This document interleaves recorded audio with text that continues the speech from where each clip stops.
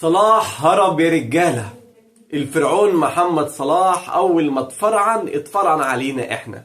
طب إيه يا أبو صلاح؟ إيه يا كابتن الفرقة؟ إيه يا كابتن المنتخب؟ إيه يا عملاق الكرة المصرية؟ فين بقى الهجاصين والرقاصين والزمارين والرقاصين اللي كانوا بيطبلوا له؟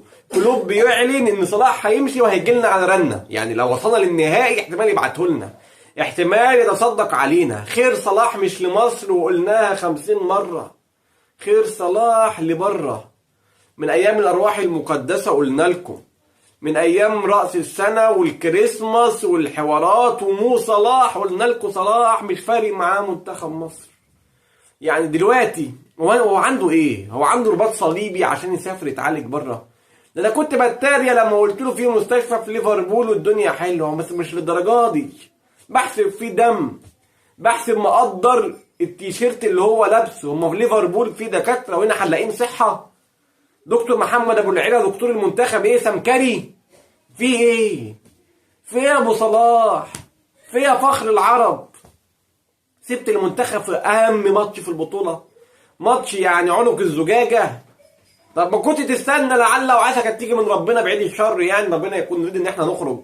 لكن خدت قرار، يعني لو ربنا كرم وصعدنا هيقول لك الحمد لله اتفكينا من صلاح وقرر انه يمشي.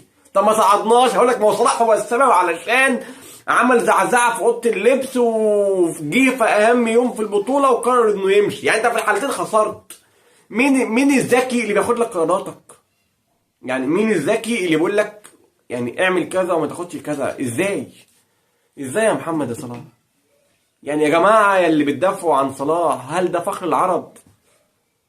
طب هو عمل ايه لمصر؟ انا عايز افهم، يعني عمل ايه لمصر؟ جاي يسيب مصر في اهم ماتش في البطوله؟ ان شاء الله هنكسب النهارده من غير صلاح، لان صلاح مع المنتخب ما بيعملش حاجه. تمام؟ والناس اللي كانت بتأله صلاح، ولما قلنا صلاح يا جماعه ده منتخب صلاح ما سمعوش الكلام، بس احنا اللي بنعمل في نفسنا كده. عشان وزيرنا دكتور اشرف صبحي يطلع يقول لك ما تزعلش يا صلاح، هو احنا كنا نحلم ان في لاعب يحترف في اوروبا ويبقى. او صلاح ما زعلش، صلاح زعلنا احنا. هو ما يزعلش، احنا نزعل، احنا نتقهر. احنا عشان احنا منتخب، او احنا ناس ما عندها يعني ما عندهاش دم، عشان بنحط امل في واحد زي محمد صلاح ويبقى منتخب. مش عايز اغلط في حد. لو منتخب لو ربنا اراد ووصلنا للنهايه وبعتنا له ولا كلمناه، يبقى بجد احنا ما نستحقش. تمام؟ يبقى بجد احنا للاسف يعني شويه خواجات هم اللي ماسكيننا. تمام؟ وفي نفس الوقت برضو مفروض لو احنا منتخب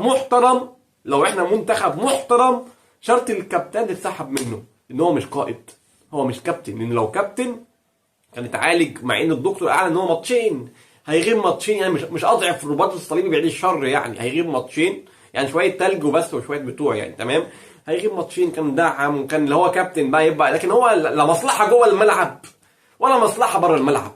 يعني ولو ربنا اراد ان احنا نكسب النهارده هيكون رايد ان احنا نكسب من غير صلاح، عشان الناس اللي عاملاه اله بتفوق. اصل ده ميسي بجلالة قدره، جمهور الارجنتين طلب منه انه يعتزل دوليا عشان ما عملش انجازات مع المنتخب، وفضلوا كاسرين عينه ومطلعين عين اللي جابت خالد ست امه لحد ما جاب لهم بطوله، وبعد كده جاب لهم كاس العالم. ميسي. وعندنا فخر العرب الفرعون المصري اللي اول ما اتفرعن علينا. احنا اللي بنعمل في نفسنا كده، بنتعشم في ناس بيخروقونا في الاخر، ومش خروقونا عشان ايه بس، يعني ايه. الحمد لله ربنا يكرمنا النهارده ان شاء الله ونكسب باذن الله ومن غير صلاح.